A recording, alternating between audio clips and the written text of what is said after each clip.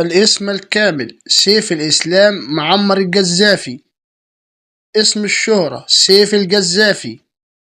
سيف القذافي هو سياسي ليبي، وهو نجل الزعيم الليبي معمر القذافي، وكان يرأس مؤسسة القذافي العالمية للجمعيات الخيرية والتنمية. تاريخ الميلاد: 5 يونيو 1972 ميلادي. عمر سيف القذافي في عام 2026 هو 53 سنة. مكان الميلاد: مدينة طرابلس في الجمهورية العربية الليبية. الجنسية: يحمل الجنسية الليبية. الديانة: الإسلام. المذهب الفقهي: أهل السنة والجماعة. الحالة الاجتماعية: متزوج. اسم الأم: صافية فرقاش. المدرسة الأم: كلية لندن للاقتصاد وجامعة طرابلس.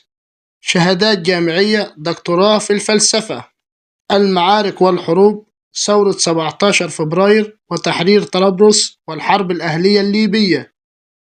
تاريخ مقتل سيف الدين القذافي: اليوم الثلاثاء بتاريخ 3 فبراير 2025 ميلادي، الموافق 15 شعبان 1447 هجري. سبب مقتل سيف الدين القذافي: قتل سيف الدين الإسلام القذافي في مقر إقامته في زنتان من قبل 4 أشخاص مجهولين.